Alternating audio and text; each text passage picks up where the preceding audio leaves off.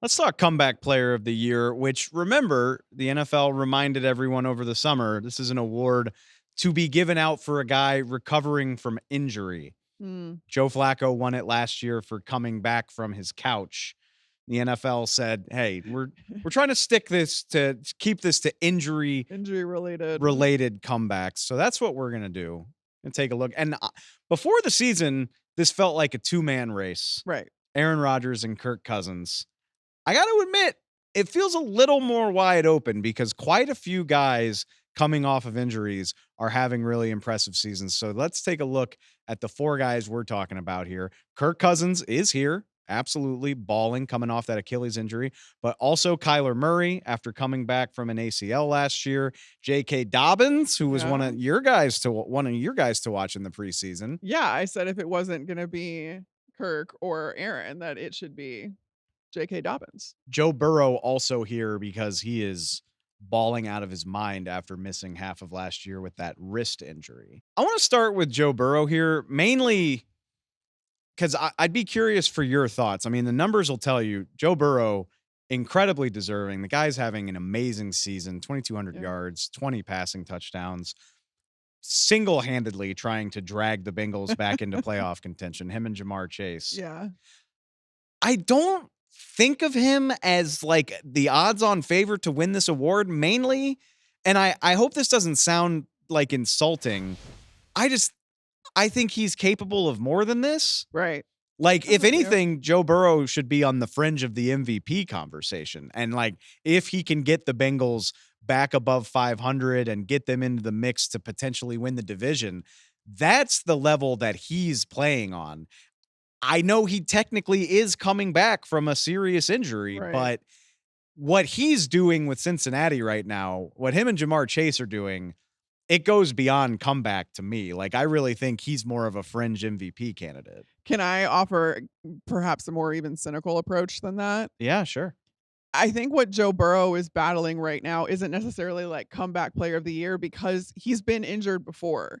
And I think there was a lot to be made about the fact that this year he has to stay healthy in order to not get the injury prone narrative attached to him. So True. now it's like it almost knocks him out of like the comeback player for me because I'm like, well, what we're really looking for is a MVP caliber play because we know that he's capable of that. But B, we just need to stay on the field. And that's kind of like a prerequisite for Joe Burrow going forward. So it's almost a cynical way of kind of looking at it, which I don't mean that as any disrespect to Joe Burrow. I think both you and I are saying essentially the same thing, which is we expect him to be in the MVP mix. And he is playing like he should be. He just needs his team, the rest of his team to cooperate a little bit more to get him like kind of that team success that comes along with a lot Exactly. of those MVP candidates. But so far, so good. Knock on all the wood with Joe Burrow because all I want is for Joe Burrow to stay healthy and continue at this level of play for the foreseeable future. I know we record this on Monday before we kind of flip our schedules forward to the next week, but you know who Cincinnati has on deck, right? Yeah. Do It's I? Baltimore on I was gonna Thursday say, night. it's Baltimore on Thursday night. That's right. Baltimore at Baltimore on Thursday night. So, for everything that's gone wrong for Cincinnati, a huge opportunity. I've never seen somebody as pissed off in a big win as Joe As Joe Burrow Burrow was was. about beating the Raiders the other day. Yes, Like, he looked furious he at was. everyone. He was fuming on that sideline late into the game after they locked it up. Like it wasn't pretty. But I honestly I appreciate that because he clearly has higher expectations Right. for how That's the the Bengals are doing. So I honestly, yeah, more power to him. That's the standard he's holding himself to. Kyler Murray having a phenomenal season. I feel weird voting for him for comeback player of the year just because he did play 8 games in 2023. Right. Not to at all take away from the accomplishment of coming back from that injury, and he has had a fantastic season. The Cardinals are on top of their division, but he did get his feet wet last year. He was able to Right. return and play football last year. J.K. Dobbins is a great story, but let's not bury the lead any longer Yeah. because shocker of shockers, one of the preseason favorites to win this award, Kirk Cousins, is playing exactly like we hoped that he could. Who Coming and knew? Who knew that the guy that tore his Achilles later in the season would come back better and stronger than the one that had been talking about coming back so Okay, I wanna get to that. I soon? wanna get to that. But to your point, Kirk Cousins, 36 years old, tears the Achilles around Halloween last year. It's just now been a year. He looked like a guy who couldn't move in the pocket as recently as week 1. Yeah. Like, you We were all very you concerned. spent a little bit of time like, "Man, is this gonna be a total disaster for Kirk Cousins?" Fast forward 2 months, the guy is leading the Falcons to 6-3. I'm not gonna say they've got the NFC South locked up, but man, do they They're have starting to pull away. they have the inside track on that division, completing 69% of his passes, really nice stuff.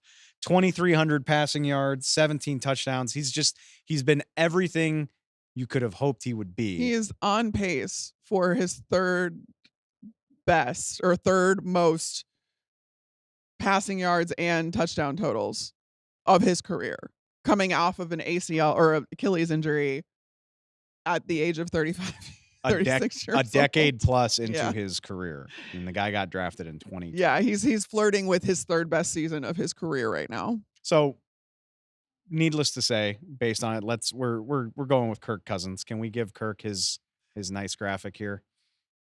Hell yeah, Kirk O'Chains, embracing. The guy He's learned rapping he rap learned what songs in swag the surfing tunnel. was this year. He did, and he's talking about walking in people's traps and taking over their traps in the tunnel, just like with his teammates. He's assimilated into Atlanta culture, which is hysterical given that if you like, I covered Kirk when he was part of Minnesota, and he fit into Minnesota and like Minnesota, like Midwest nice because he's from the suburbs of Chicago, went to Michigan State. Like he is the definition of Midwest nice, and then he goes to Atlanta, and somehow He's we're a seeing chameleon. he's He's a chameleon. incredible.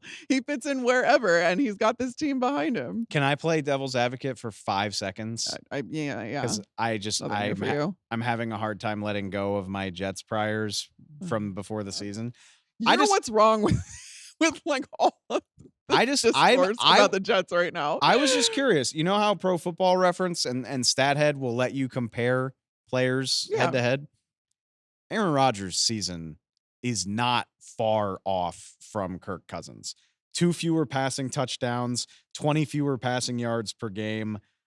Not as good of a completion percentage, but still up in the 60s. The only difference is the record. And that matters. Which matters a lot. I'm just saying, if the Jets manage to pull it together, not that I think they will, but I'm just saying Aaron Rodgers is not playing poorly, considering that he is coming off of the same injury. All right, I see your point, but I'm going to counter it a little bit because Aaron Rodgers is his own worst enemy then when it comes to this, because we think of what Aaron Rodgers is capable of as so much higher than what we've seen this year. 4-time MVP. Exactly. He's a 4-time league MVP. So for him to win comeback player, he needs to look like that player again. And he does not look like that player right now. He looks like a very good, solid quarterback. But also there's a vibe check to be had here that's just not.